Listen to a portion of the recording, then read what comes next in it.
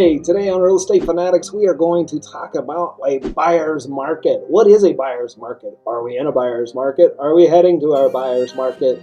Stay tuned and learn more, whether you're a homeowner or a real estate agent. However, before we begin, feel free if you want to reach out for any expertise as a real estate agent, a buyer, a seller, hit me on my Calendly link down below.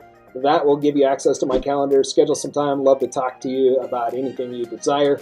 Also, don't forget to subscribe to our channel, click the notification bell, and like our videos and comment if you don't mind. All right, let's get to the technical term of a buyer's market. The last video we talked about is what is a buyer's market and a seller's market? What are we in? Let's remind you on that in case you didn't watch that video. If we pull absorption rates, anything of 15% or less on absorption, which is really the number of sales per month divided by the number of available properties. It's a technical formula, not super complicated for a realtor to run. Anything less than 15% considers a buyer's market on the absorption rate. If we look at months of supply of inventory, basically you're looking at 6+ months. That basically just means if no new homes come on the market, how much supply do we have right now?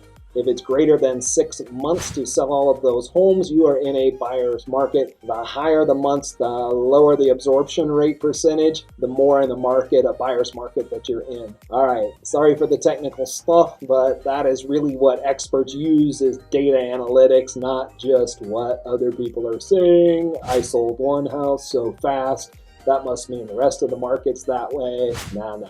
That's not how any of that works. Use a real estate agent that knows how to pull the metrics and the data to be able to give that information to you. So in an impartial, like it's a fact, right? These are the metrics. It's not news. It's not what a real estate agent heard, whatever the case may be.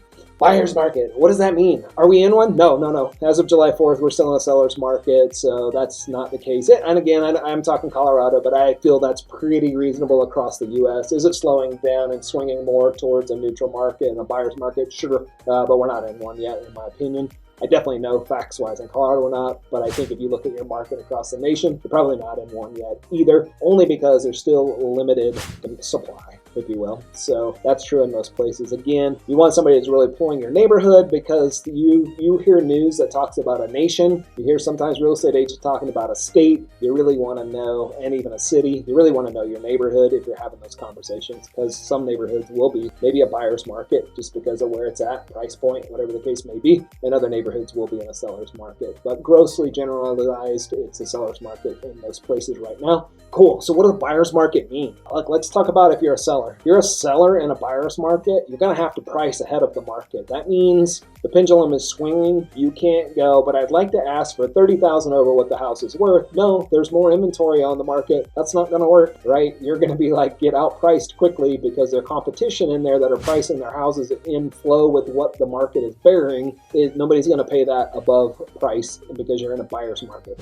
Meaning buyers have more choices. When buyers have more choices, are they going to pay a higher price for your home in comparison to a home down the street or 5 other homes down the street? They are probably not. Maybe you get lucky.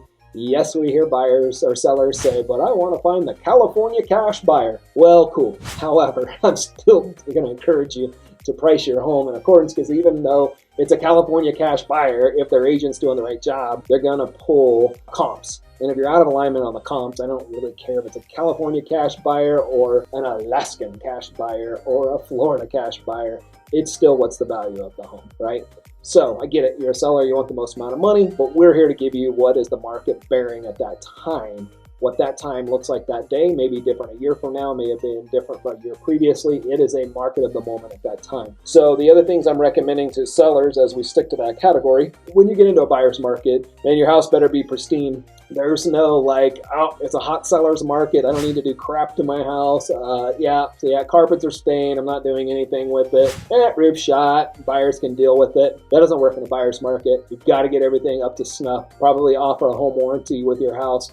Maybe have a pre-inspection on your house. Definitely have staging, consulting on your house, right? Having professional photography. Like, you're competing with a lot of people when you're in a buyer's market as a seller. You got to make your house stand out. You got to hire a realtor that really has a large buyer pool as well, so that can help facilitate some of that. You also need to find a good agent that markets the crap out of your house, right? And what does that look like? Are they using 3D floor plans? Are they using video? Are they using drones? Are they using, like, what are they doing different than the rest of the agents? Because you're competing against a lot of houses in a buyer's market. Those are some of the key things that I would talk about on the seller side. If you're a buyer, one thing real estate agents, if they're doing good at their job, is going to ask you, what are your 5 non-negotiables? Like, you're going to have a lot of houses to choose from. That's the way it works because there's a lot of inventory. What a real estate agent wants to help you with is not, hey, let's go look at 752 homes, and then you get annoyed because you've looked at so many homes. They really want to know, one, what's your motivation? Like, why are you buying a house, right? What does that look like? 2, they're going to find out what are your non-negotiables.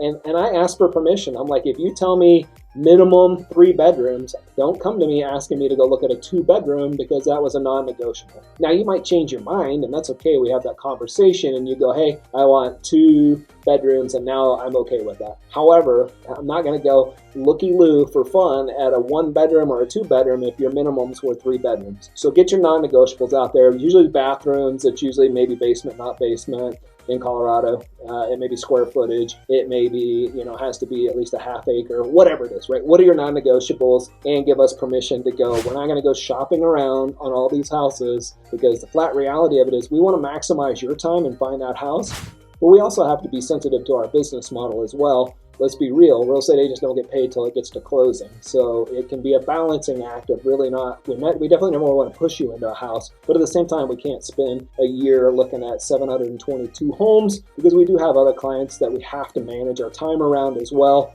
So we just want to really get people focused in on, hey, let's be real, let's have good, honest talk about, hey, what are your non-negotiables?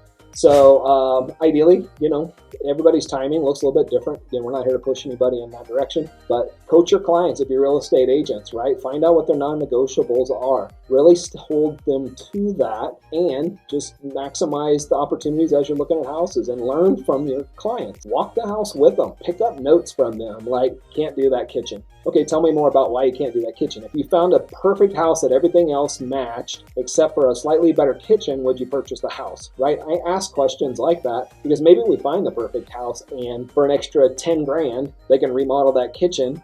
Maybe we get 20 grand off the purchase price. That sounds like a win-win to me, right? So anyways, just always being emotionally intelligent and connecting with your clients and asking a lot of questions is really going to get you there. Agents, as you move into a buyer's market, you will find more clients that are like, hey, love this house, but I think I want to wait to see what other ones come on this weekend. That's a change. Before it was like, hey, this sucks, but you may have to pull the trigger really quick on this house because it's probably going to be gone in the next 3 hours. The pendulum's going to swing the other way where buyers may be like, hey, love this house, but I think it'll still be there in the next couple weeks because it's been on the market for 30 days. So let's see what else comes on the market. All right, well, what happens? That house might go under contract. Now your buyers are a little bit upset and maybe nothing else came on for the next 2 weeks. So a lot of it's just about asking the right questions. Again, it's not about selling them on a house. It's not about pushing them into a house. It's really it's a big experience for them. So just really coaching them, asking a lot of questions is really important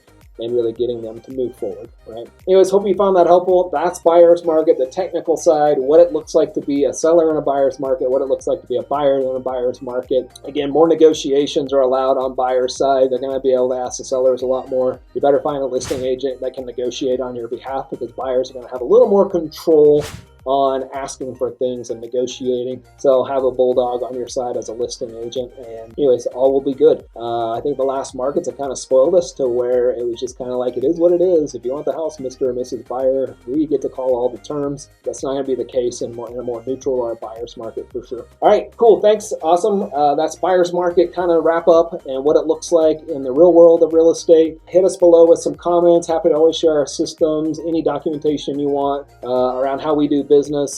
Definitely subscribe to our channel, hit the like button, put some comments down below, click the notification bell, and here's my Calendly link. I'm definitely excited to talk to you guys if you ever want to reach out and schedule time with me. Thanks.